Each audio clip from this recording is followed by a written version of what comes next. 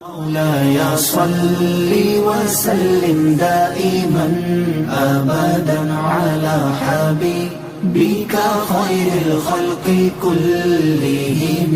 مولاي صل وسلم دائما أبدا على حبيبك خير الخلق كلهم. مولاي صل وسلم دائما أبدا.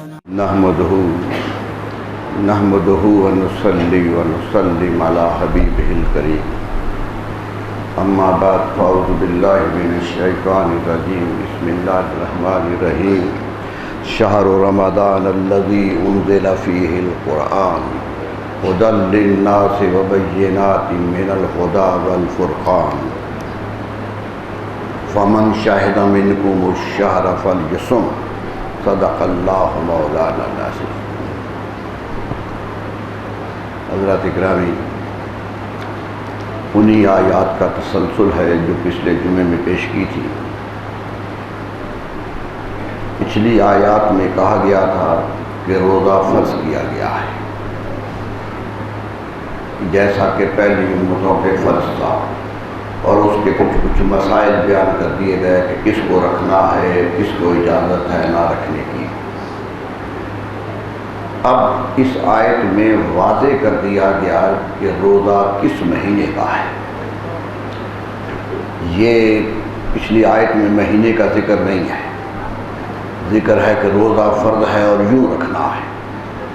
اب واضح طور پر اشارہ دے دیا گیا، کیونکہ یاد رکھ لیجئے کہ اگر یہ آیت سامنے نہ ہوتی جس میں وہی آیتیں دہرائی جا رہی ہیں جو پچھلی آیت میں آئی تھی، نہ ہوتی تو ایک شکوک پیدا ہوتے، ایک سوال پیدا ہوتے عربی زبان کے طالب علم کے لیے اور علماء کے لیے بھی، کہ ایام معدودات کہا گیا تھا کہ گنے ہوئے دن ہیں. تو گنے ہوئے دن کون سے دن ہیں؟ اور پھر منہ شگافیاں نکلتی، گرامر کے قوانین سامنے آتے، نحو کی بحثیں لوگ پیدا کرتے کہ ایام تو یوم کی جمع ہے، اور آپ جانتے ہیں عربی زبان میں جمع دو طرح کی آتی ہے. ایک جمع سالم ہوتی ہے، ایک جمع مکسر ہوتی ہے. سالم ہوتی ہے جب واو نون لگتا ہے، مسلم سے مسلمون، مومن سے مومنون.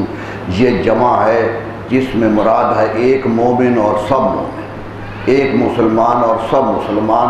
ساری کثرت ہوتی ہے اس میں جمع کی. جتنے بھی لوگ مسلمان کہلا سکتے ہیں وہ سارے مسلمون میں شامل ہوتے ہیں، جتنے بھی مومن کہلاتے ہیں وہ مومنون میں شامل ہوتے ہیں. صالحون میں جتنے بھی صالح کہلا سکتے ہیں سب شامل ہوتے ہیں. اس لیے اسے جمع مفصل کہا جاتا ہے کہ یہ جمع کثرت ہے، سب کچھ اس میں شامل ہے. لیکن جب لفظ توڑ کر، واحد کا لفظ توڑ کر جمع بنائی جاتی ہے، جیسے یوم سے ایام ہے، واو کو غائب کر دیا گیا، یہ اسے ہم کہتے ہیں کہ لفظ توڑ دیا گیا ہے، واحد کا لفظ توڑ دیا گیا ہے. جب توڑ کے جمع بنائی جاتی ہے تو عرب کا قانون کہتا ہے کہ جمع کو کثر ہے، یعنی اس میں کچھ لوگ شامل ہوتے ہیں، کچھ باہر بھی رہ جاتے ہیں، کچھ باہر بھی رہ سکتے ہیں. اور عربوں کے ہاں یہ عموم یہ ہے کہ یہ 3 سے 9 تک استعمال ہوتا ہے. جمع مقصر جو ہے یہ 3 سے 9 تک استعمال ہوتی ہے. تو لوگ شک کرتے کہ روزے 3 ہیں، 4 ہیں، 5 ہیں یا 9 ہیں.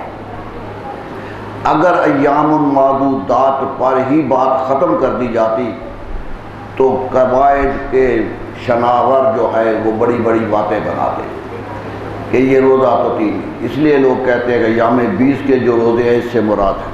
یہ بھی کہا لوگ کہ 3 جو 13 14 15 کو رکھے جاتے ہیں ہر مہینے کے، کیونکہ شروع میں جب رمضان کا حکم نہیں آیا تھا تو مسلمان 13 14 15 ہر مہینے کے روزے رکھتے تھے.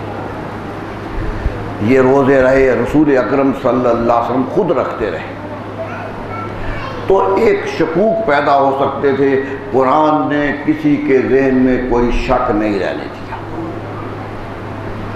صاف نام لے لیا مہینے کا کہ شہر رمضان الذی. رمضان کا مہینہ ہے، معروف مہینہ ہے، عربوں کے ہاں یہ متداول مہینہ ہے، اور آخر پہ کہہ دیا فمن شاہد منکم الشہر، جو بھی اس مہینے کو پالے، زندگی میں زندہ رہے اور اس کی زندگی میں مہینہ آ جائے، فلیصم، حکم دے دیا اسے چاہیے کہ وہ روزہ رکھے۔ یعنی بات بالکل واضح کر دی گئی، شکوک و شبہات اڑا دیے گئے، اور نام دے کر پھر شہر بھی کہا کہ مہینہ ہے یہ پورا۔ وَمَنْ شَهِدَ مِنْكُمُ الشَّهْرَ، جو کوئی اس مہینے کو پائے۔ اور عرب کا قانون یہ ہے کہ یاد رکھ لیجئے، جب بھی کوئی لفظ دوبارہ آئے اور الف لام کے ساتھ آئے تو مراد پہلا ہی ہوتا ہے، خواہ وہ 10 دفعہ آ جائے، مراد وہی ہوتی ہے۔ وہ عرفہ، عرب کہتے ہیں معرفت اذا قرر فہو عین الشیء، جب بھی معرفت تکرار لیتا ہے تو پہلا معنی ہی مراد ہوتا ہے، اور جب نکرہ مراد ہوتا ہے تو پھر معنی بدل جاتا ہے۔ یعنی الف لام نام آئے، قرآن کی آیت دیکھیے آپ بات سمجھائیں گے۔ قرآن کہتا ہے، قرآن مجید نے کہا کہ جو آدمی نیکی کرے، نیکی کی طرف آئے اور وہ نیکیاں کرتا رہے اور اسے ہم اجر دیں گے، اجر دیں گے، اجر اس کو ملے گا، اور پھر کہا کہ ہم اس کو دوبارہ بھی اجر دیں گے۔ تو دونوں دفعہ جو لفظ تھا وہ نکرہ استعمال ہوا۔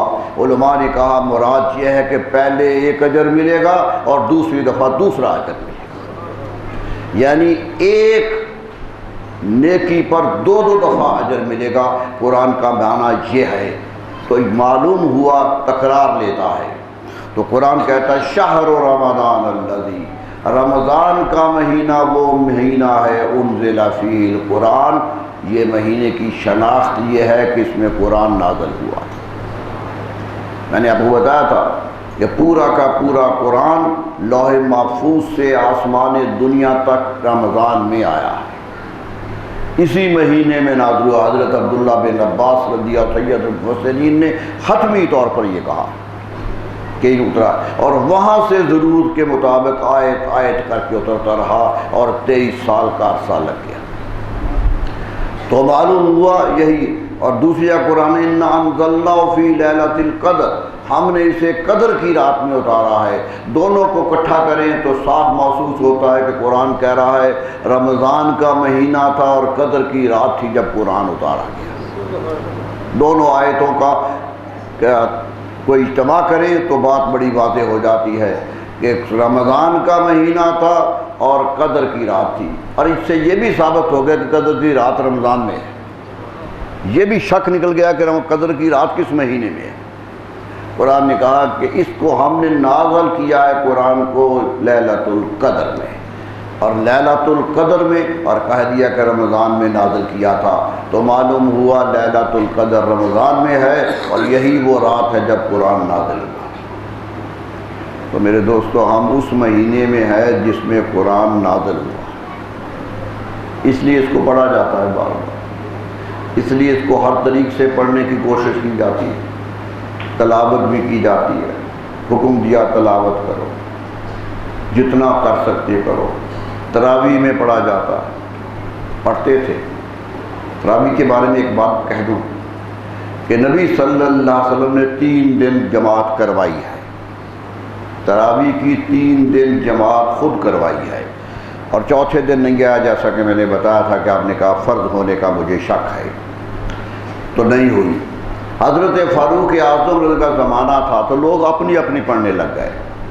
یہ نہ سمجھے کہ تراویح نہیں تھی، تراویح پڑھی جاتی تھی، لیکن مسجد نبوی میں بعد جماعت نہیں پڑھی جاتی تھی، وہ 3 دن پڑھی گئی۔ حضرت فاروق اعظم نے کہا کہ اب ہم جماعت سے پڑھیں گے۔ صحابہ نے کہا آپ کیسے پڑھیں گے؟ نبی صلی اللہ علیہ وسلم نے چھوڑ دی تھی 3 دن پڑھ کے، فرمایا آپ کا ایک عمل بھی ہمارے لیے سنت ہے۔ آپ کا ایک عمل، کئی کام آپ نے ایک ہی دفعہ زندگی میں کیے ہیں اور وہ سنت ہے۔ تو کہا تو سنت تو ہو گئی جماعت، رسول اللہ صلی اللہ علیہ وسلم، اور کیوں نہیں کہ یہ بھی بتا دیا کہ مجھے خیال ہے کہ اللہ فرض نہ کر دے، تو فرمایا رسول اللہ پہ وحی اترتی تھی، فرض ہونے کا امکان تھا، ہم پر وحی نہیں اترتی، اس لیے فرض ہونے کا امکان نہیں ہے۔ اس لیے حضرت فاروق اعظم کا استدلال یہ تھا کہ اب جماعت سے پڑھنی چاہیے، جماعت کروائی گئی، حضرت ابی بن کعب کو امام بنایا گیا رضی اللہ عنہ۔ یہ بھی بات ذہن میں رکھے، ابی بن کعب وہ صحابی ہیں جن کے بارے میں رسول اللہ صلی اللہ علیہ وسلم نے فرمایا تھا کہ جب قیامت میں حساب کتاب ہو جائے گا، جنتی جنت میں، دوستی دوزخ میں چلے جائیں گے، تو اللہ کہے گا قرآن کی تلاوت کرو۔ پروردگار کا حکم گا حشر کے میدان میں تلاوت قرآن ہو، تو آپ نے فرمایا دو وجود ہوں گے جو تلاوت کریں گے، دو ہوں گے، ایک حضرت داؤد علیہ السلام اللہ کے نبی تلاوت کریں گے۔ یہ کیوں کروائی گئی نبی کو؟ کہ ان کی اپنی کتاب تو زبور ہے، ان پر تو زبور اتری تھی، قیامت میں ثابت کر دیا گیا کہ قرآن سب کی کتاب ہے۔ حضرت داؤد زبور لانے والے بھی تلاوت قرآن کریں گے، زبور کی تلاوت نہیں کریں گے، تو معلوم ہو گیا۔ اور فرمایا دوسرا میرا یہ صحابی سامنے بیٹھے تھے، اشارہ کیا کہ یہ ابی بن کعب تلاوت کرے گا۔ صحابہ میں ایک عزت ملی، احترام ملا کہ یہ قاری قرآن ہے حشر کا۔ آج قاری کو کتنا فخر ہوتا ہے کہ وہ قاری ہے، اور جو تمام انبیاء اور تمام مسلمانوں کے پوری کائنات کے سامنے تلاوت کر رہا ہوگا، اس کا فخر کتنا، فخر سے کہا کہ ابی بن کعب۔ حضرت فاروق اعظم نے کہا ابی بن کعب سے کہ تم جماعت کرواؤ۔ انہوں نے کہا حضور آپ موجود ہیں، آپ خلیفۃ المسلمین ہیں، شان بھی بڑی ہے، مقام بھی بڑا ہے، آپ خود کروا دیجیے، اور بھی موجود ہیں۔ فرمایا ہنس پڑے حضرت فاروق اعظم کو، فرمایا ابی اب کیوں انکار کرتے ہو، قیامت کو بھی تو تجھ نے ہی کرنی ہے، قیامت کو بھی تو تجھی نے تلاوت کرنی ہے، اب تلاوت سے کیوں ڈرتے ہو؟ تو معلوم ہوا حضرت فاروق اعظم کو یقین تھا جو رسول اللہ صلی اللہ علیہ وسلم نے کہا، تو وہ تلاوت کریں گے۔ تلاوت کی، کیا کیا؟ آیتیں پڑھتے تھے، سورتیں پڑھتے تھے، قرآن کی تلاوت ہوتی تھی اور تراویح پڑھی جاتی تھی۔ حضرت عثمان رضی اللہ عنہ کا جب دور آیا تو آپ نے خود تراویح کرائی، خود امام بنے، اور قرآن پاک شروع سے شروع کر دیا۔ جامع قرآن تھے، قرآن کی یہ شکل بھی تو انہی کے دور میں آئی ہمارے سامنے، خود تلاوت کرنے لگ گئے، اور جہاں جہاں رکوع کیا اسی کو آج رکوع کہتے ہیں۔ یہ رکوع کا لفظ جناب رسالت معاصر کے زمانے میں مروج نہیں تھا، یہ تاریخ قرآن بتاتی ہے کہ رکوع کا لفظ تو عثمان رضی اللہ کے زمانے سے شروع ہوا۔ تو یہ رکوع تھے، یہاں آ کے رکوع کرتے تھے، اور 27 دن میں پڑھتے تھے، لیلۃ القدر میں ختم کرتے تھے، 20 پڑھتے تھے، 27 دن میں ختم کرتے تھے، 540 رکوع بنتے ہیں، قرآن کے 556 رکوع، آخری رکوع اکٹھے کر دیتے تھے، آخری صورتیں اکٹھی کر دیتے تھے، یہ قرآن کی۔ اور جب رکوع بنانے لگے تو لوگوں نے کہا کہ اتنی نہ اکٹھے کرو، ہر صورت کو علیحدہ رکوع دے دو، اس لیے یہ نام آیا۔ تو حضرت ہم جب آپ پڑھتے ہیں، تراویح پڑھتے ہیں، قرآن پاک سنتے ہیں، تو مجھے خوشی ہوتی ہے کہ ہم سنت رسول بھی ادا کر رہے ہیں، صلی اللہ علیہ وسلم، تراویح پڑھ رہے ہیں، سنت فاروق اعظم بھی ادا کر رہے ہیں رضی اللہ عنہ کے، جماعت سے پڑھ رہے ہیں، اور سنت عثمان رضی بھی ادا کر رہے ہیں کہ قرآن سن رہے ہیں۔ سبحان اللہ۔ تو ہم تو صحابہ کرام کی سنت پہ عمل کرنے والے لوگ ہیں۔ میرے دوستو، ہمارے نزدیک تو معتبر وہی لوگ تھے، وہی اسلام کا اکمل جاؤ بابا تھے، وہی اسلام کا سب سے بڑا وجود تھے۔ اسلام محمد روح دین، اصحاب اربع 4 عنصر ہیں، محمد روح دین، اصحاب اربع 4 عنصر ہیں، بلا روح و عناصر حسن پیکر ہو نہیں سکتا۔ ایک وجود بنتا ہی نہیں ہے، اب اسلام کا وجود ہی یوں بنا ہے۔ تو کہنا یہ تھا کہ تراویح کا حکم آ گیا، نبی صلی اللہ علیہ وسلم نے اس پر حدیث بھی دے دی، فرمایا من صام رمضان ایمانا و احتسابا غفر له ما تقدم من ذنبہ، بخاری شریف کی حدیث ہے کہ جس نے روزہ رکھا رمضان کا ایمان اور نیکی کی خواہش کے ساتھ، اس کے پہلے گناہ معاف کر دیے گئے۔ اور ساتھ ہی دوسری حدیث آئی، بخاری ہی روایت کر رہے ہیں دوسری حدیث کو، کہ من قام رمضان ایمانا و احتسابا، جنہوں نے رمضان کے مہینے میں ایمان کے ساتھ اور نیکی کے اجر کی تمنا کے ساتھ قیام کیا، پڑھا، قیام کر کے قرآن پڑھا، کیا ہوا؟ غفر له ما تقدم من ذنبہ، اس کے سارے گناہ معاف کر دیے گئے۔ میرے دوستو، ہم خوش قسمت لوگ ہیں کہ مغفرت کے جھرمٹ میں رہتے ہیں۔ اللہ تعالیٰ سب کی مغفرت فرمائے اور مغفرت کا اجر عطا فرمائے۔ تو قرآن کہتا ہے شہر رمضان الذی انزل فیہ القرآن، رمضان کا مہینہ ہے جس میں قرآن نازل کیا گیا۔ اور قرآن کیا ہے؟ قرآن نے 2 لفظوں میں اس کی وضاحت کر دی، فرمایا ھدی للناس، لوگوں کے لیے ہدایت ہے، جو بھی انسان ہے اس کے لیے ہدایت ہے۔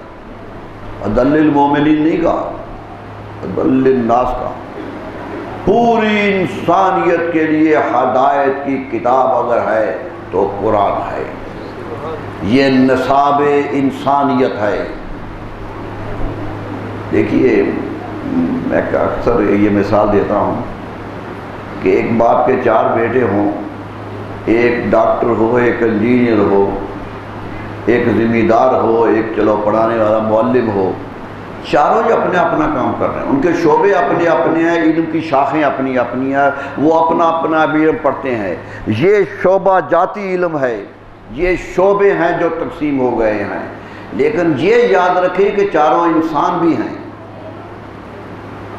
ڈاکٹر اگر ہے تو انسان بھی ہے، انجینئر اگر ہے تو انسان بھی ہے۔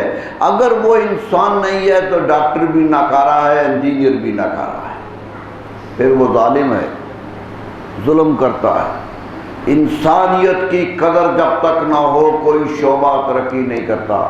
تو فرمایا سب سے بڑی ضرورت تمہاری یہ ہے، شعبے پڑھو، علم حاصل کرو، لیکن سب سے پہلے اچھا انسان بنو۔ اور اچھے انسان کا نصاب قرآن ہے، قرآن نصاب کی کتاب ہے انسانیت کے لیے۔ جس کو قرآن پر عمل کرنا نہیں آتا وہ ڈاکٹر تو ہو سکتا ہے، انسان نہیں ہو سکتا، وہ انجینئر تو ہو سکتا ہے، اچھا انسان نہیں ہو سکتا۔ اچھے انسان بننے کے لیے، انسانیت کا شرف حاصل کرنے کے لیے جو نصاب ہے وہ قرآن ہے۔ ھدی للناس، قرآن کہتا ہے سب کے لیے ہدایت، ساری انسانیت کے لیے ہدایت ہے۔ ہاں، یہ ضروری نہیں کہ سارے ہدایت پا جائیں، یہ ضروری ھدی للمتقین بھی قرآن نے کہا، یعنی عملاً ہدایت وہ پاتے ہیں جو متقی ہوتے ہیں، ورنہ قرآن تو کھلی ہوئی کتاب ہے، سب کے لیے ہدایت ہے، سب کے لیے ہدایت ہے۔ یہی تو بات تھی، جتنی دنیا میں کتابیں آئیں ان پر پابندی رہی کہ پڑھنے کے لیے شرائط کیا ہیں، بہت سی شرائط، چھپنے کے لیے شرائط رہی۔ سچی بات یہ ہے، آج تک بھی زرتشت کی کتاب پڑھنا مشکل ہے۔ کسی زرتشتی سے ملے کتاب مانگو تو دینے کو تیار نہیں ہوتا، نہیں دیتا۔ ہندو وید پکڑانے کو تیار نہیں ہوتا آپ کو، کیونکہ وہ سمجھتا ہے یہ خاص کتاب ہے اور ہمارے لیے ہے۔ یہ قرآن ہے جو چاہے پڑھتا ہے، جو چاہے چھاپتا ہے، کوئی پابندی نہیں رکھی گئی، کیونکہ یہ پوری انسانیت کا نصاب ہے۔ وہ بھی پڑھے جو انسانیت کی بگڑی ہوئی شکل ہے، پڑھے گا تو صحیح ہوگا۔ نبی صلی اللہ علیہ وسلم قرآن ان کو بھی سنایا جو قرآن پڑھنے کو تیار ہی نہیں، سامنے کھڑے ہو کے قرآن یہی کہا۔ ولید آیا آپ کے پاس، کہ اے محمد صلی اللہ علیہ وسلم، مکے میں تھے آپ، سردار تھا مکے کا، کہ مکے والے بڑے تنگ ہیں آپ سے، آپ کی تبلیغ سے بڑے تنگ ہیں۔ آپ نے کہا میں نے تو کوئی قصور نہیں کیا، میں نے تو کوئی زیادتی نہیں کی۔ کہنے لگا یہ جو آپ کہتے ہیں یہ وہ ماننے کو تیار نہیں ہے، آپ دولت لے لیں، اگر دولت کی خواہش ہے تو ہم ڈھیر لگا دیں، یہ قدموں میں دولت کا یہ پڑھنا بند کر دیں۔ ہم نے کہا میں دولت کی خاطر تو پڑھتا نہیں۔ کہنے لگا اگر مکے کی کسی عورت سے شادی مقصود ہے تو وہ کروا دیتے، یہی خواہشیں ہوتی ہیں نا، زر زن اور زمین، یہی تو خواہشیں ہوتی ہیں۔ جتنی خواہشیں تھیں اس نے سامنے رکھی، آپ سب کا انکار کرتے رہے۔ کہنے لگا پھر آپ چاہتے کیا؟ آپ نے کہا بیٹھو، آرام سے بیٹھو، میں جو چاہتا ہوں پڑھوں۔ آپ نے سورۃ قرآن پڑھنا شروع کر دیا، اٹھ کے چلا گیا، جا کے کافروں کو کہنے لگا، مجمع بیٹھا تھا کہ گیا ہے نمائندہ، کوئی بات کر کے آئے گا، آ کے بیٹھا، حرم میں منڈلی لگا کے بیٹھے، آیا واپس، کہنے لگا میں نے ساری باتیں کی ہیں، اسے لالچ کوئی نہیں ہے، اسے لالچ کوئی نہیں ہے، اور جو وہ کہتا ہے وہ کلام ایسا ہے لہا تلاوت، وہ ایسا ہے کہ پھسل پھسل کے انسان کے اندر چلا جاتا ہے، چاہو بھی نہیں تو اندر گھستا ہے، وہ اتنی طاقت رکھتا ہے کلام، اور یہ یاد رکھو اسے کوئی روک نہیں سکے گا، اور اس کی گفتگو کے سامنے کوئی بند نہیں باندھ سکے گا۔ یہ اس کا اعتراف تھا جو بات سامنے آیا، یہی ہے نبی صلی اللہ علیہ وسلم نے چیلنج کیے سامنے لوگوں کو، خود سورہ کوثر لے کے کعبے پہ لٹکا دی۔ عربوں کا رواج تھا کہ جو چیلنج کرنا ہوتا تھا وہ کعبے پہ لٹکا دیتے۔ عربوں کے قصیدے، 7 قصیدے ہمارے سامنے ہیں آج بھی جو کعبے پہ لٹکائے گئے، اور وہ سب سے بڑے نظم کے قصیدے معلقات کہتے ہیں، معلقہ میں لٹکایا ہوا، ریشمی کپڑے پر سونے کی تاروں سے لکھتے تھے، کڑھائی کرتے تھے اور کعبے پہ لٹکا دیتے تھے، اور سال لٹکا رہتا تھا، کوئی چیلنج ہے اگلے سال کوئی مقابلے پہ آئے۔ اور عرفات کے میدان میں میلہ لگتا تھا، مقابلے ہوتے تھے، جو بہتر ہوتا تھا وہ اتار کے دوسرا لٹکا دیے، کئی سال لگے رہے، کئی اگلے سال اتر کے دوسرے آ گئے، 7 آئے۔ علامہ ابن عبدالر کہتے ہیں کہ کل من علق برکن من ارکان الکعبہ 7 تھے جو کعبہ کی دیوار سے لٹکائے گئے، حتیٰ کہ رسول اکرم صلی اللہ علیہ وسلم تشریف لے آئے۔ آج بھی وہ معلقات کہلاتے ہیں۔ کوئی عربی کا طالب علم نہیں ہے جو عربی کا دعویٰ کر سکے اور یہ معلقات نہ پڑھے۔ یہ بنیادی کتاب ہے، آج بھی سب پڑھتے ہیں۔ تو کیا ہوا؟ نبی صلی اللہ علیہ وسلم ان کا چیلنج یہی ہوتا ہے کہ لڑکا کے چیلنج کرتے ہیں۔ آپ نے سورہ کوثر کی 3 آیتیں لکھ کے لڑکا دی، سب سے چھوٹی سورۃ قرآن، 3 آیتیں صرف لٹکا دی اور کہہ دیا فاتوا بسورۃ من مثلہ، اس جیسی کوئی صورت بنا کے لے لاؤ، اس جیسی صورت۔ لوگ خوش ہو گئے مکے والے کہ اب تو 3 جملوں پہ فیصلہ ہو جائے گا۔ 3 ہی جملے ہیں نا، 3 ہی آیتیں ہیں نا، عربی کے 3 جملے، عرب تو بڑے بڑے شاعر کی انتہا پہ پہنچے ہوئے تھے، خوش ہو گئے کہ آئیں گے۔ سب سے بڑا شاعر اس وقت ابو العاص تھا، اس کے پاس گئے کہ یہ چیلنج ہوا ہے 3 مصرے کہنے ہیں، کہہ سکو گے؟ اس نے کہا کیا بات ہے، 6 کہہ دوں گا، 3 کیا ہے؟ کہا آؤ۔ لے کے آئے، پورا مجمع آیا کعبے کی دیوار کے سامنے، اور آ کر ابو العاص ان کا نمائندہ تھا، ابو جہل پیچھے تھا، ابو لہب پیچھے تھا، سارے سرداران مکہ پیچھے کھڑا ہو کے پڑھنے لگا انا اعطیناک الکوثر فصلی لربک وانحر ان شانئک هو الابتر۔ جب ابتر کہا تو فوراً پکار اٹھا ما ھذا قول البشر، یہ آدمی کا کلام نہیں، یہ کسی انسان نے نہیں کہا، یہ لازماً اللہ کا کلام۔ یہ تھا اعتراف قرآن کہتا ہے ہدایت ہے۔ قرآن نے چیلنج دیا، صدیاں گزر گئی آج تک چیلنج ہے، بڑے بڑے عرب کے لوگ پیدا ہوئے، بہت بڑے بڑے فنکار پیدا ہوئے، ایک مصرع نہیں رہا، حتیٰ کہ مخالفت کرنے والے جو اسلام کی مخالفت کرتے رہے وہ بھی یہی کہتے رہے کہ یہ قرآن بے مثل ہے، اس کی مثل نہیں آ سکتی، نہیں آ سکتی۔ آرنلڈ نے انسائکلوپیڈیا آف اسلام میں لکھا، قرآن پر مضمون لکھا، بہت بڑا مضمون ہے اس کا۔ یہ وہ شخص ہے جو علامہ اقبال کا بھی استاد رہا ہے۔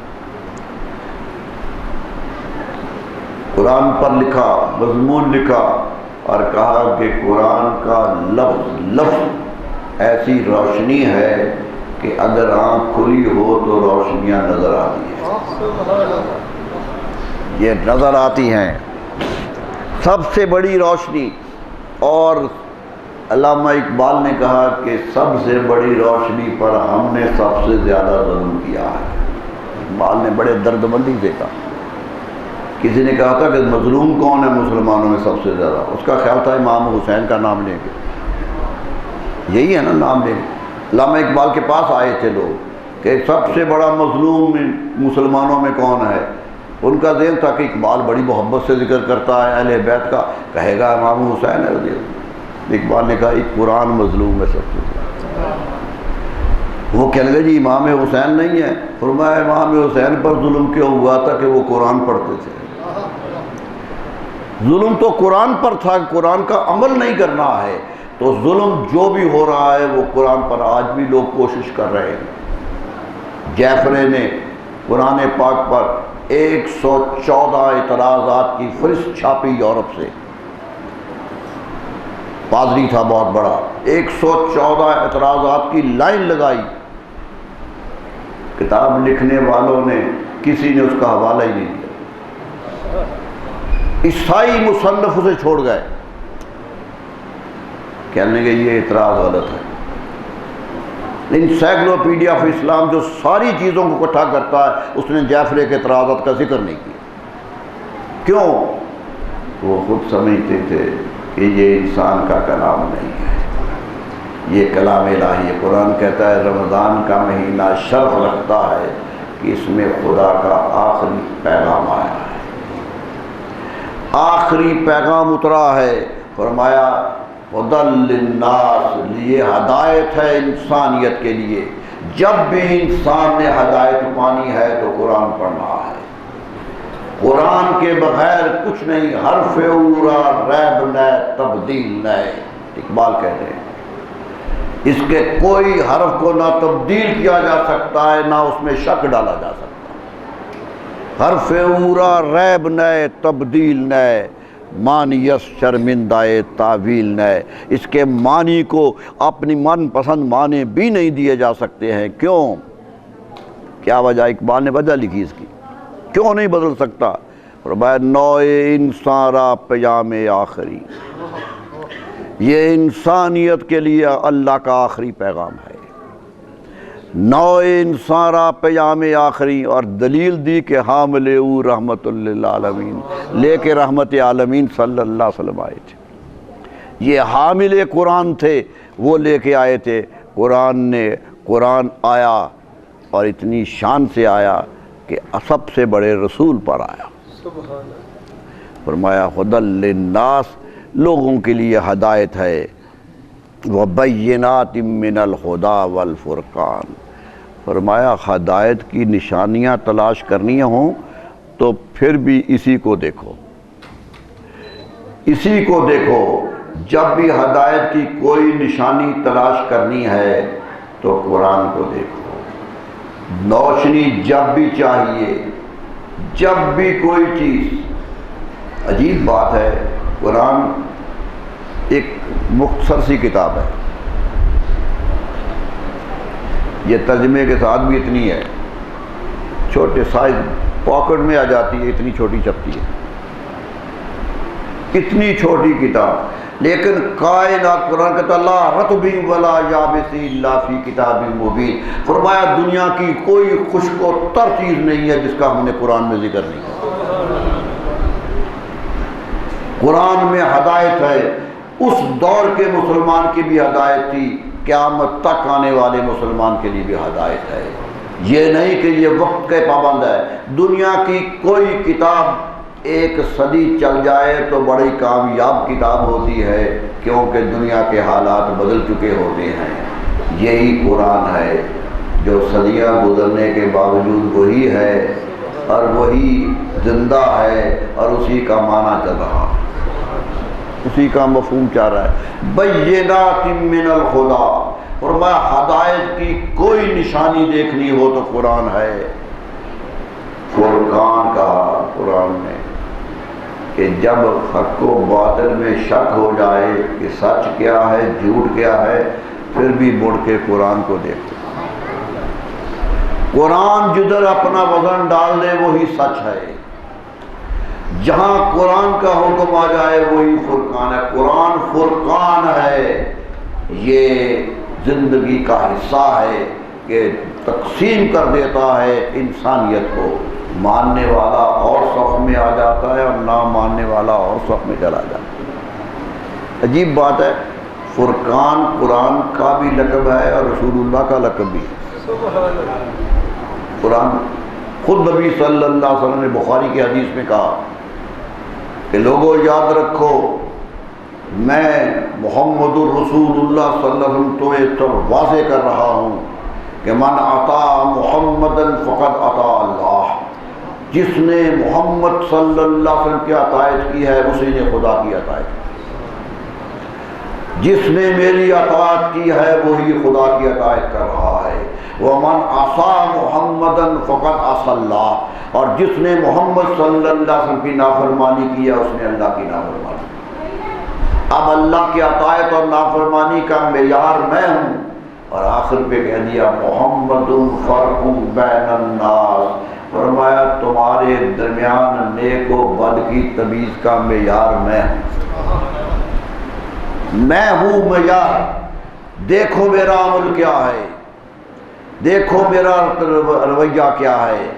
تمہارے درمیان فرق بین الناس، لوگوں کے درمیان اگر فرق کرنا ہے، تقسیم کرنی ہے تو رسول اللہ کی ذات کو دیکھ کے کرنا۔ قرآن نے بھی کہا بینات من الہدی والفرقان، یہ ہدایت کی نشانیاں ہیں، تقسیم ہے، انسان کو بھٹکتا نہیں چھوڑ دیا گیا۔ دیکھیں الجھتے ہوئے مسائل میں تو افلاطون نے بھی چھوڑ دیا تھا۔ ارسطو نے لکھا کہ افلاطون نے اتنے مسائل پیدا کیے کہ جو عقل کی روشنی کی انتہا تھی، لیکن روشنی کی تطبیق نہ کر سکا، اس لیے شاگرد ہوتے ہوئے بھی استاد پہ اعتراض کر رہا ہے۔ ارسطو شاگرد ہے افلاطون کا، لیکن اعتراض کر رہا ہے، بار بار اعتراض کر رہا ہے افلاطون پر کہ عالم ہونے کیوں، کہ یاد رکھ لیجئے کہ انتہائے علم جو ہے وہ جب تک قرآن کے سایوں میں نہ آئے دائمی نہیں ہوتا، دوام نہیں ملتا۔ اور جس نے قرآن کے سایوں میں رہ کے دیکھا، مجھے تو حیرت ہے کہ چھوٹی چھوٹی تفسیریں لکھنے والے، قرآن کے ترجمے کرنے والے کب کے کر گئے، آج تک زندہ، کسی کی اور کتاب ہی کوئی نہیں ہے سوائے ترجمے۔ علامہ بیضاوی آج اتنی شہرت رکھتے ہیں کہ کوئی مدرسے کا طالب علم اور کوئی یونیورسٹی کا طالب کہہ نہیں سکتا کہ میں نہیں جانتا۔ چھوٹی سی کتاب قرآن کی تفسیر، اس یہ جو سائز میرے سامنے ہے اس سے بھی چھوٹا سائز، عربی میں ایک لفظ لکھا، ایک کا ترجمہ کر دیا۔ علامہ جلالین سیوطی، علامہ سیوطی علیہ جلال محلی، دو جلال تھے، دونوں کا نام جلال تھا۔ ایک نے قرآن کی تفسیر شروع کی، 15 پارے کیے تو انتقال ہو گیا، دوسرے نے کہا میں کرتا ہوں۔ یہ تھا ادھر کہ جس معیار پہ اس نے کیا دوسرے نے اسی معیار سے آگے بڑھا دیا، اس لیے اس تفسیر کو جلالین کہتے ہیں، دو جلالوں کی تفسیر ہے۔ آج وہ نصابی کتاب ہے درس کی، اور آپ کو حیرت کی بات بتاؤں، تفسیر جلالین کے لفظ گن لیجئے، تقریباً اتنے ہی ہیں اتنے قرآن کے لفظ۔ یعنی حرف بھی نہیں بڑھے، حجم بھی نہیں بڑھا، ایک آیت لکھی، ایک دو لفظوں سے معنی کر دی، اتنی تفصیل، اتنا کمانڈ ہے اس مصنفین کو کہ آج تک زندہ ہے۔ شرح لکھی گئی، بہت شرح لکھی گئی، بے تحاشا لمبی لمبی شرح لکھی گئی، لیکن بات میں کہتا ہوں قرآن سے جس نے ربط بڑھایا وہ زندہ رہا۔ قرآن زندہ، کتاب زندہ قرآن حکیم، تو اقبال کہتے ہیں یہ کتاب زندہ ہے، قرآن حکیم کتاب زندہ ہے، کتاب زندہ قرآن حکیم، قرآن حکیم کتاب زندہ کتاب ہے۔ کوئی کتابیں آ کر لفظ مٹ گئے، کسی کے معنی مٹ گئے، کسی کے حرف مٹ گئے، کسی کی زبان مٹ گئی، کسی کی زبان مٹ گئی۔ آج پوری عیسائی دنیا کہہ نہیں سکتی کہ عیسیٰ علیہ السلام پر جو تورات اتری تھی وہ ہم جانتے ہیں۔ آج پوری عیسائی دنیا کا دعویٰ نہیں ہے، یہ میں صرف مخالفوں سے نہیں کہہ رہا، پوری دنیا کا خود ہے، انسائکلوپیڈیا اٹھا کے دیکھ لیجئے، وہ کہیں گے کہ حضرت عیسیٰ علیہ السلام پر کس زبان میں اتری، کہتے ہیں قیاس یہ ہے کہ لاطینی میں اتری، قیاس ہے کہ لاطینی میں اتری، اور وہ ترجمہ ہوتی ہوتی عرب میں چلی گئی، عباسی دور میں عرب میں چلی گئی، اور ہم نے عربوں سے لی ہے۔ آج جو انجیل ملتی ہے یہ عربی سے ترجمہ ہے، یہ اوریجنل کتاب نہیں ہے، یہ عربی کا ترجمہ ہے جو عربی میں ہو گیا۔ میرے دوستو اپنی کتاب ہی سنبھال نہیں سکے، عربوں سے مانگ کے لی۔ یہ ہے کیفیت آج دنیا کی، بڑی سی بڑی کتاب کی کیفیت یہ ہے، اور ایک اتری تھی چار ہو گئی، انجیل چار ہیں، برنباس کی انجیل ہے، مرکز کی انجیل ہے، متی کی انجیل ہے، لوکا کی انجیل ہے، ناموں کے ساتھ انجیل چھپتی ہے، چار انجیلیں آج سامنے ہیں ہمارے، اور ہم سمجھتے ہیں، میں تو یہی سمجھتا ہوں کہ یہ اگر بڑا سے بڑا نام دیا جائے تو انجیل کو قرآن کے سامنے نہیں کھڑا کیا جا سکتا، حدیث کہی جا سکتی ہے کہ ان کے صحابیوں نے جو سنا لکھ دیا، لوکا نے جو سنا لکھ دیا، مرکز نے جو سنا لکھ دیا، یہ ان کا۔ حضرت عیسیٰ پر تو ایک اتری ہوگی، وہ تو ایک تھی، آج چار کیوں ہو گئی ہیں؟ معلوم ہوتا چار سننے والوں نے اپنی مرضی سے لکھی ہے، بطلی موس نے چاروں کو اکٹھا کر دیا، چاروں کو اکٹھا کر کے ایک کتاب کی شکل میں چھاپ دیا۔ یہ پہلا شخص ہے جو انجیل کی یہ شکل دے رہا۔ تو سوچئے قوموں نے اپنی الہامی کتاب زندہ نہیں رکھی، لیکن قرآن آج حرف حرف زندہ ہے، حرف حرف زندہ ہے۔ بلکہ ہمارے علماء تو کہتے ہیں، میں نے پچھلی دفعہ کہا تھا کہ اگر آج صحابہ کرام میں سے کوئی صحابی قبر سے اٹھ کے آ جائے اور قرآن پڑھنے لگ جائے تو آپ کا قرآن اور ان کا قرآن ایک ہی ہوگا، ایک ہی ہوگا۔ قرآن وہی ہے جو اترا تھا نبی صلی اللہ علیہ وسلم پر، سنا تھا نبی صلی اللہ علیہ وسلم کی زبان سے۔ میں نے آپ کو بات بتائی تھی، یہاں مصر کے قاری آئے تھے، عبد الباسط، بہت بڑا قاری ہے، لیکن قرآن کو بڑے اچھے لہجے میں پڑھتا، آواز بھی بڑی ہے، لفظ کا مخرج بھی بہت ہے۔ لفظ کو 28 حروف ہیں عربی زبان کے، جس میں قرآن نے کوئی 29واں حرف ایجاد نہیں کیا، 28 حرف عربی کے، 28 ہی میں قرآن اترا، سارے وہی حرف ہیں جو عرب بولتے تھے، لیکن ہر ایک کی ادائیگی وہ تھی۔ ہمارے ہاں تو اردو میں ادائیگی کا مسئلہ ہے، ہم کئی لفظ اکٹھے بول جاتے، وہ نہیں بولتے تھے۔ تو اس سے کہا کہ آپ بہت اچھا پڑھتے ہیں، حیرت ہوتی ہے جب پڑھتے ہیں۔ یہاں فیصل آباد آئے تھے، وہ سوال کیا ہمارے طالب علموں نے اس سے گرد اکٹھے ہو کر کہ آپ قرآن جس سے سیکھا ہے اس کا نام ہمیں پتہ ہے، حسری ہیں استاد آپ کے، لیکن ان کی تلاوت بھی ایسی نہیں ہے، آپ کی اور ہے، تو آخر وجہ کیا ہے؟ آپ نے سیکھی کہاں سے ہے؟ یہ کہاں سے پڑھ کے آئے ہیں؟ تو بڑی بے ساختی سے بڑی محبت سے اس نے ایک جملہ کہا، من فم رسول صلی اللہ علیہ وسلم، میں نے تو رسول اللہ کے منہ سے سنا۔ سارے حیرت زدہ ہو، سارے پریشان ہو گئے کہ یہ کیا ہے؟ مسکرا پڑا، کہتا میں جھوٹ نہیں کہہ رہا، جھوٹ نہیں کہہ رہا، میرے رسول کی زبان سے قرآن نکلا تھا، صحابہ کے کانوں میں آیا تھا، ان کے حافظے میں پہنچا تھا اور ان کی زبان سے ادا ہوا تھا۔ وہ صحابہ کی زبان کے لفظ تابعین میں پڑے تھے اور ان کی زبان سے ادا ہوئے تھے، یوں کان سے زبان کے رستے ہوتے ہوتے میرے کان تک پہنچایا اور میں نے ادا کر دیا۔ کہا یہ وہی آواز ہے جو غار حرا سے نکلی تھی، یہ وہی آواز ہے، اور سب سے بڑا قاری وہی ہے جس کا لہجہ رسول اللہ کے لہجے کے قریب ہو جائے۔ یہی سنتے، شناخت نہیں ہوتی تھی۔ بعض صحابہ کے بارے میں کہتے ہیں کہ وہ بول رہے ہوتے تھے تو لوگ سمجھتے شاید رسول اللہ صلی اللہ علیہ وسلم بول رہے تھے، بولنے کا انداز بھی وہی ہو گیا تھا، انداز ہی بدل دیے تھے لوگوں نے۔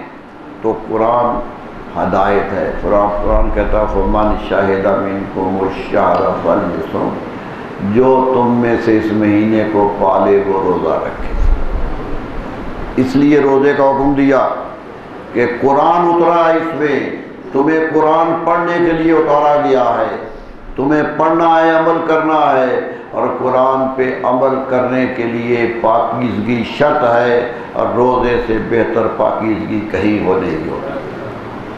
فرمایا روزہ تمہارے لیے حجت ہے، اور پھر وہی آیتیں دوبارہ قرآن نے دہرائی، فمن کان منکم مریضا او علی سفر، وہی آیتیں دوبارہ آئی اور کہا کہ جو مریض ہے، جو سفر میں ہے، وہ اس کو بدل لے، اور آخر پہ کہہ دیا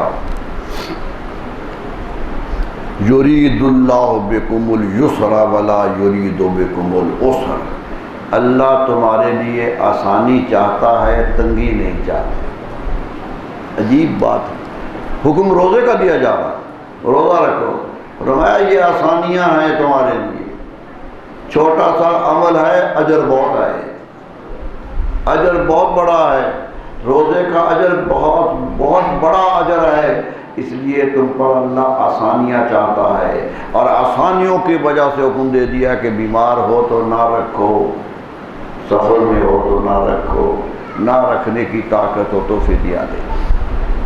یرید اللہ بکم الیسر ولا یرید بکم العسر وَلِتُكْمِلُوا الْعِدَّةَ وَلِتُكَبِّرُوا اللَّهَ عَلَىٰ مَا هَدَاكُمْ، فرمایا لیکن ایک شرط ضرور ہے کہ اس کی گنتی ضرور پورا کرو۔ تُكْمِلُوا الْعِدَّةَ، فرمایا گنتی پوری کرو، ہم نے گنتی دی ہے، مہینہ کا فاصلہ دیا ہے، اس سے نہیں کہ 2-4 روزے رکھ لو، بعض تبرک کے طور پہ 2-4 رکھ لیتے ہیں، بعض کہتے ہیں جی کچھ روزے ہوتے ہیں، اور کچھ علماء بھی فتوے دے رہے ہیں کہ تنگی ہو تو نہ رکھو۔ میرے دوستو، قرآن کہتا ہے عدت، تعداد پوری کرو اس وَلِتُكَبِّرُوا اللَّهَ عَلَىٰ مَا هَدَاكُمْ، اور اللہ کی تکبیریں بیان کرو جیسا کہ اللہ نے تمہیں ہدایت دی ہے۔ اللہ کے تکبیریں یہ پڑھیں گے ہم عید کے پر جا کر، تکبیریں پڑھتے ہوئے مسجد کی طرف آئیں گے،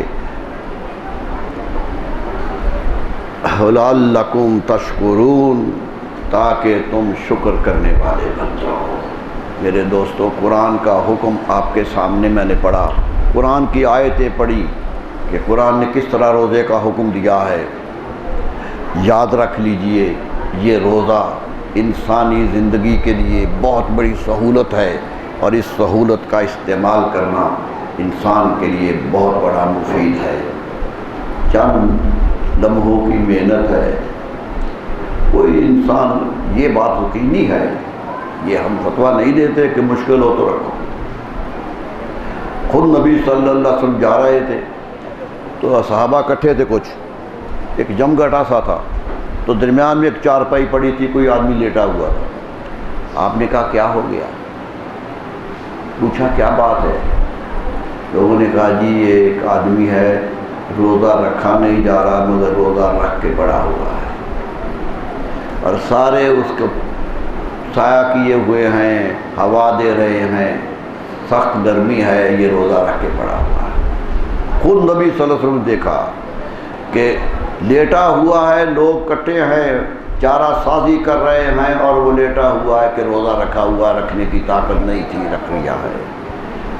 نبی صلی اللہ علیہ وسلم فرمایا لیس من البر الصیام فی السفر، فرمایا سفر مشکل ہو تو اس میں جاتے ہوئے روزہ رکھنا کوئی نیکی نہیں۔ حکم دے دیا کہ جہاں اللہ نے سہولت دی ہے سہولت استعمال کرو، سہولت دی ہے اللہ نے۔ لیس من البر، عجیب لفظ کا فرمایا نیکی نہیں ہے، یہ نیکی نہیں ہے، نیکی یہ ہے کہ اللہ کا حکم مانو۔ حضرت عائشہ صدیقہ میرے پاس ایک صحابی آئے، کہنے یہ ام المومنین ایک مسئلہ پوچھنا ہے۔ آپ نے کہا کیا؟ کہا یہ رب کہتا ہے سفر میں ہو تو نماز قصر کر لو، سفر میں ہو تو نماز قصر ہو جائے، فرض آدھے ہو جاتے ہیں، جانتے ہیں آپ قصر ہوتی ہے۔ تو اگر کوئی نہ کرے پوری پڑھ لے تو پھر کیا ہے؟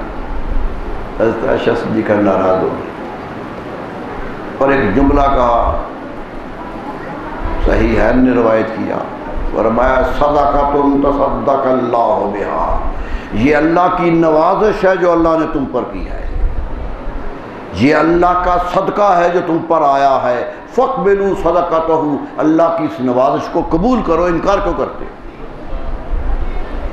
معلوم ہوا صحابہ کا رویہ یہ تھا کہ جو سہولت رب دیتا ہے وہ رب کی رحمت ہے، وہ رحمت قبول کرنی چاہیے۔ ٹھیک ہے سفر میں سہولت ملی ہے، آپ نے کہا کہ ایسا نیکی کا جذبہ کہ آدمی مر جائے، بلکہ فقہاء نے لکھا کہ اگر کوئی روزہ رکھ کے اور پانی نہ پیے اور پیاس سے بلبلاتا ہوا مر جائے تو بہت بڑا گناہ گار ہے۔ کیوں؟ کہ یہ کوئی نیکی نہیں ہے، حضور نے فرمایا یہ نیکی نہیں ہے۔ الصیام فی السفر، روزہ رکھنا سفر میں یہ کوئی نیکی نہیں ہے، حدیث کے کھلے الفاظ۔ اور اس حدیث میں ایک اور بڑی بات بھی ہمت بھی ہے، رسول اللہ صلی اللہ علیہ وسلم نے السفر ہوتا نا، الف لام آتا ہے، آپ جس قبیلے میں کھڑے تھے اس وقت وہ لام نہیں بولتے تھے، میم بولتے تھے۔ یہ دنیا کی زبانیں ہیں، عبرانی میں بھی میم بولا جاتا ہے، الف لام میں الحمدللہ ام حمدللہ پڑھتے ہیں، لام کو میم پڑھتے ہیں، یہ عبرانی زبان کا لہجہ ہے۔ اور عربوں میں کچھ لہجے بھی، آپ قرآن پڑھتے ہوئے کبھی کبھی محسوس کرتے ہوں گے کہ لام کے اوپر چھوٹی سی میم لکھی ہوئی ہے، یہاں میم کی شکل میں پڑھو، کتابت میں لکھی ہوتی ہے کہ یہ لہجہ تھا اس زمانے کا، تو اس کو پڑھو، اپنے لہجے میں نہ پڑھو۔ قرآن آج کے لہجے میں نہیں پڑھنا ہے، قرآن اس لہجے میں پڑھنا ہے جس لہجے میں نازل ہوا۔ تو کہا کہ آپ نے وہاں وہ لام کو میم بولتے تھے۔ اس حدیث میں یہ حدیث پیش کی جاتی ہے دلیل کے طور پر، تمام محدثین پیش کرتے ہیں کہ رسول اللہ صلی اللہ علیہ وسلم نے لوگوں کا کتنا خیال رکھا۔ لیس من البر کا من البر کا، اللام کی جگہ میم بولا، رسول اللہ صلی اللہ علیہ وسلم نے میم بولا۔ فم سفر کا، فس سفر کی جگہ فم سفر کا، لام کی جگہ میم کا۔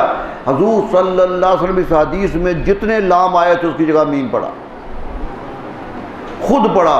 آج حدیث بھی میم سے روایت ہوتی ہے، آج حدیث بھی لام سے روایت نہیں ہوتی، میم سے روایت ہوتی ہے، اور لازم ہے کہ میم کے ساتھ پڑھا جائے۔ یہ رحمت عالمینی تھی، قوم کی دلداری تھی کہ لوگ لام نہیں بولتے ہیں، آپ نے میم بول کے ان کا محبت کا لہجہ اختیار کر دیا۔ یہ ہے محبت لوگوں کے ساتھ، پیار کی دلیل ہے۔ تو کہنا یہ چاہتا ہوں کہ یہ بھی مشکل نہیں دیے قرآن میں، قرآن مجید کوئی مشکل عمل نہیں بتاتا ہے۔ قرآن کہتا ہے یرید بکم الیسر ولا یرید بکم العسر، تمہارے لیے آسانیاں چاہتے ہیں، تنگی نہیں چاہتے ہیں۔ جہاں مشکل ہے ہم خالق ہیں، خود سمجھتے ہیں یہ مشکل ہے، اس لیے اس کو معاف کر دیتے۔ نماز کھڑی ہو کے پڑھنے کا حکم ہے نا، کہہ دیا بیٹھ کے پڑھ لو، کھڑے ہونا مشکل ہے بیٹھ کے پڑھ لو، حتیٰ کہ لیٹ کے پڑھنے کا حکم دے دیا، اشارے سے پڑھنے کا حکم دے دیا۔ پڑھتے ضرور رہو خواہ کسی حالت میں ہو، روزہ ضرور رکھو کسی حالت میں ہو، رکھ سکتے ہو تو خود رکھو، نہ رکھ سکتے ہو کسی کو رکھواؤ، اور اگر بعد میں رکھ سکتے ہو تو قضا کرو۔ یہی حکم ہے میرے دوستو۔ اللہ تعالیٰ سے دعا یہی ہے کہ روزوں کی ان برکات کو ہم پہ جاری رکھیں۔ صرف ایک بات اور کہنی ہے آپ سے، خراج عقیدت پیش کرنا ہے ام المومنین حضرت خدیجہ الکبریٰ رضی اللہ عنہا۔ ان کا وفات کا دن ہے، 10 رمضان میں وہ دنیا سے گئی تھی، پہلی خاتون جو اسلام لائی، اسلام لانے والی سب سے پہلی خاتون، مردوں عورتوں میں سب سے پہلے۔ رسول اللہ کا اتنا خیال رکھا کہ آپ غار حرا میں جا کے عبادت بھی کرتے رہے تو پیچھے کھانا بنا بنا کے بھیجتے رہے، گیلا نہیں کیا کہ آپ مجھے اکیلا چھوڑ گئے ہیں، کھانا بنا بنا کے بھیجتی رہیں اور وہاں ان کو سہولتیں دیتی رہی۔ اور جب نبی صلی اللہ علیہ وسلم پر وحی آئی تو آپ گھر آئے تو آپ کی پہلی گفتگو حضرت خدیجہ ہی سے ہوئی۔ پہلی گفتگو آپ نے کہا، فرمایا بخاری شریف میں حدیث ہے، زملونی یا خدیجہ، اے خدیجہ مجھ پہ کمبل دے دو، میرے جسم پہ کپ کپی ہے، مجھے کمبل دے دو۔ فرمایا کیا ہوا ہے؟ عرض کرنے لگی حضور ہوا کیا ہے؟ فرمایا ایک فرشتہ آیا تھا، ایسا کیا تھا۔ آپ نے کہا گھبرائیے نہیں، محبت سے کہا کہ یا رسول اللہ آپ تو غریبوں کے مددگار ہیں، آپ تو یتیموں کا آسرا ہیں، آپ تو مشکلات والوں کی مشکلات دور کرتے ہیں، آپ تو دکھی دلوں کا مداوع کرتے ہیں۔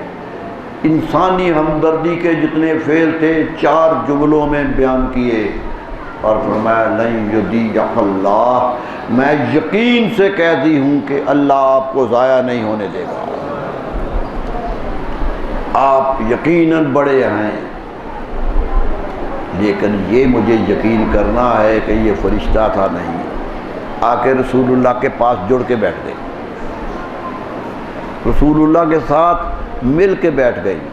بعض کہتے ہیں کہ آپ کے ٹانگ کے اوپر اپنا جسم رکھ دیا، یہ بھی کہتے ہیں کہ بالکل قریب آ کے بیٹھ گئیں اور کہنے لگی یا رسول اللہ فرشتہ نظر آتا ہے؟ فرمایا ہاں وہ گھومتا ہوا نظر آتا ہے، یہی ہے۔ آپ نے دوپٹہ اتار دیا۔ فرمایا یا رسول اللہ اب؟ فرمایا نہیں اب نہیں نظر آتا۔ فرمایا میں گواہی دیتی ہوں کہ وہ اللہ کا فرشتہ تھا۔ کیوں کہ یہ شرم و حیا اللہ کے فرشتوں میں ہی ہوتی ہے کہ ایک بیوی سر ننگے ہے تو اسے نہ دیکھے۔ ایک درس دیا آنے والے مومنوں کو بھی، ایک قانون، ابھی اسلام نازل نہیں ہوا، ان کی ہمت دیکھیے کہ اسلام کی وہ بات کر رہی ہیں جو بعد میں بتائی گئی، بہت بعد میں پردے کا حکم آیا، لیکن حضرت خدیجہ الکبریٰ رضی اللہ عنہا جانتی تھی، حضور سے ان سے پیار تھا، محبت تھی۔ ایک ہی بات ان سے عقید پہ کرنی ہے، جنگ بدر میں ان کے داماد ابو لاس گرفتار ہو گئے، حضور صلی اللہ علیہ وسلم کی سب سے بڑی بیٹی ان کے نکاح میں تھی، اس زمانے میں بھی اسلام کی قید نہیں تھی، نکاح ہو گیا تھا۔ ابو لاس کافروں کی طرف سے لڑنے کے لیے آئے گرفتار ہو گئے، آپ نے حکم دے دیا کہ فدیہ دے کے چھوٹ جاؤ، یہ معاوضہ دو اور چھوڑ دیں گے۔ انہوں نے خط لکھا پیچھے کہ کوئی چیز بھیجو تاکہ میں چھوٹ کے آ جاؤں۔ حضرت زینب حضرت کی صاحبزادی، حضرت خدیجہ کی صاحبزادی نے اپنا ہار بھیج دیا سونے کا کہ یہ دے کے آ جائیں۔ ہار بھیج دیا کہ دے دیں ان کو۔ ہار جب رسول اللہ کے سامنے آیا تو آپ کی آنکھوں میں آنسو آ گئے۔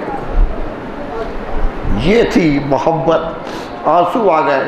صحابہ حیران ہو گئے کہ کیا ہوا؟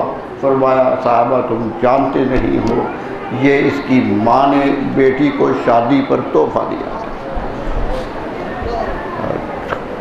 خدیجہ طاہرہ اس قلب میں آباد تھی، دل میں آبادی تھی خدیجہ کی، اور یاد تھی انہیں کہ خدیجہ کی نوازشیں اور محنتیں کیا ہوئی ہیں۔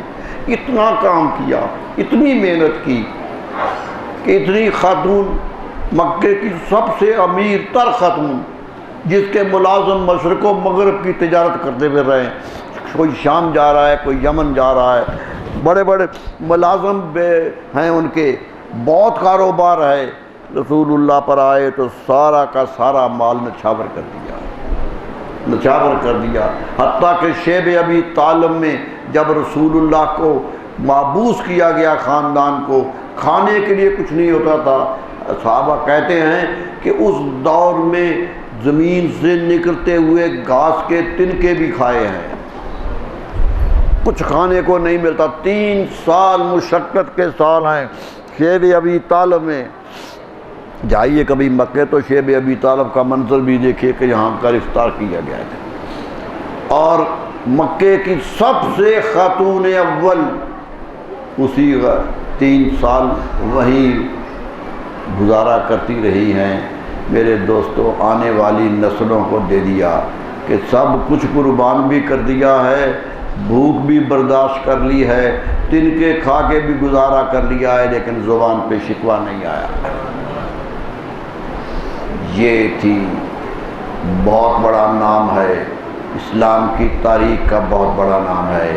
ان کی وفات ہے، اپنے صدقات و خیرات میں جب کسی غریب کو دیں تو نام یاد رکھیں حضرت خدیجہ کبریٰ رضی اللہ۔ یہ یقیناً یاد کرنا رسول اللہ صلی اللہ علیہ وسلم کو تسلی دے گا، رسول اللہ صلی اللہ علیہ وسلم محبت کا باعث بنے گا، کیونکہ ان سے آپ کو پیار تھا اور بہت محبت تھی، حتیٰ کہ حضرت عائشہ صدیقہ نے ایک دفعہ کہا بھی کہ یا رسول اللہ وہ تو بوڑھی تھی، آپ جوان تھے جب شادی ہوئی، آپ 25 سال کے تھے، وہ 40 سال کی تھی، اور 2 شوہر پہلے ان کے وفات پا چکے تھے، تیسری شادی تھی ان کی آپ کے ساتھ، بیوہ ہو کے آئی تھی، 40 سال کی تھی، اولاد بھی تھی پہلے، تو ان کو یاد کرتے ہیں۔ ہم کنواری آئے ہیں، یاد ان کو ہی آپ کرتے رہتے ہیں۔ فرمایا عائشہ گلہ نہ کرو، جو کچھ خدیجہ نے مجھے دیا ہے کسی نے نہیں دیا۔ فرمایا اپنا مال میرے مشن پہ قربان کر دیا، اللہ نے مجھے اولاد بھی اسی سے دی، میرے ساتھ سفر و حضر میں نہیں، مشکلات برداشت کرتی رہی۔ اللہ تعالیٰ نے ان کو بڑی قدر و قیمت دی ہے۔ میں تو چاہتا تھا کہ پورا جمعہ ان پہ بات کروں، لیکن بات نکل گئی۔ اللہ تعالیٰ سے دعا ہے کہ اللہ ان کے درجات کو اور بلندیاں عطا فرمائے، اور ان کی محبت ہر مسلمان کے دل میں رکھے۔ خصوصاً عورتوں کو ان کا اسوہ یاد رہنا چاہیے کہ وہ کس طرح رسول اکرم صلی اللہ علیہ وسلم کے ساتھ رہی ہیں، کس طرح محبت سے دن گزارے ہیں۔ وفات پائی ہے تو وہ سال نبی صلی اللہ علیہ وسلم کا صبر و استقلال بھی دیکھیے، اور وہ سال بھی دیکھیے جس سال حضرت خدیجہ کا انتقال ہوا ہے۔ تاریخ اسلام میں اس سال کو عام الحزن کہتے ہیں، غم کا سال کہتے ہیں، غم کا سال کہلایا تاریخ اسلام میں وہ سال جب حضرت خدیجہ دنیا سے چلی گئی، اور ان کے چند دنوں بعد معراج ہو گئی۔ معراج سفر نامہ ہی بدل گیا، کیفیت ہی بدل گئی، اللہ نے ہجرت کا حکم بھی دے دیا، سب کچھ ہو گیا۔ اللہ تعالیٰ ان کی قبر پہ ہزاروں رحمتیں نازل فرمائے۔ مولاي صل وسلم دائما أبدا على حبيبك خير الخلق كلهم مولاي صل وسلم دائما أبدا على حبيبك بك خير الخلق كلهم يا صل وسلم دائما أبدا